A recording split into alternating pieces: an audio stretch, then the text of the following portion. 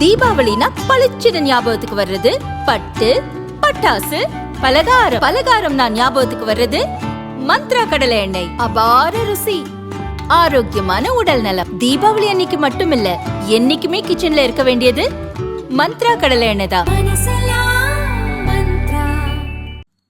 தவிக தலைவரும் நடிகருமான விஜய் நடிப்பில் வினோத் இயக்கத்தில் ஜனநாயகன் படம் வரும் 9ஆம் தேதி ரிலீஸ் செய்யப்படும் என அறிவிக்கப்பட்டுள்ளது. ஆனால் சென்சார் போர்டு தணிக்கை சான்றிதழ் வழங்கவில்லை. இதை எதிர்த்து சென்னை ஹைகோர்ட்டில் பட தயாரிப்பு நிறுவனம் வழக்கு தொடர்ந்தது. இதை நேற்று அவசர வழக்காக ஹைகோர்ட் நீதிபதி PT ஆஷா விசாரணைக்கு எடுத்துக் கொண்டார். இன்று மீண்டும் வழக்கு விசாரணைக்கு வந்தது. அப்போது இருதரப்பு வழக்கறிஞர்களும் வாதங்களை முன்வைத்தனர்.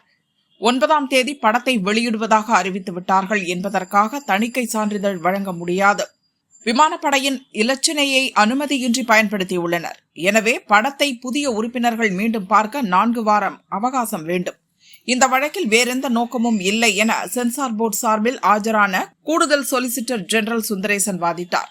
தயாரிப்பு நிறுவனம் சார்பில் ஆஜரான மூத்த வக்கீல் சதீஷ் பராசரன், UA சான்றிதழுக்கு பரிந்துரை செய்த தணிக்கை வாரிய தலைவரே மறு ஆய்வுக்கு படத்தை அனுப்பி வைக்க அதிகாரம் இல்லை என்றார். பெரும்பான்மை உறுப்பினர்கள் சான்று வழங்க பரிந்துரைத்தனர். பெரும்பான்மை இல்லாவிட்டால் மட்டுமே மறு ஆய்வுக்கு அனுப்ப வேண்டும். அதிக உறுப்பினர்களின் முடிவை எப்படி செல்லாது என சொல்ல முடியும்?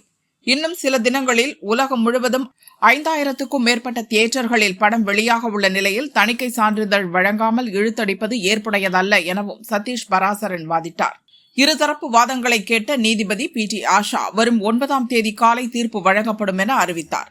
9ஆம் தேதிதான் பட ரிலீஸ் என்ற நிலையில் அன்று காலை தீர்ப்பு வழங்கப்படும் என நீதிபதி அறிவித்திருப்பது விஜய் ரசிகர்கள் மத்தியில் பரபரப்பை கூட்டியுள்ளது. 9ஆம் தேதி காலையில் தீர்ப்பு வழங்கினாலும் உடனடியாக தணிக்கை சான்றிதழ் கிடைக்குமா அல்லது பட ரிலீஸ் ஓரிரு நாட்கள் தள்ளி போகுமா என்ற கவலையில் படக்குழுவினரும் ரசிகர்களும் உள்ளனர். இதனால் முக்கிய நகரங்களில் ஆன்லைன் முன்பதிவு தற்காலிகமாக நிறுத்தி வைக்கப்பட்டுள்ளது.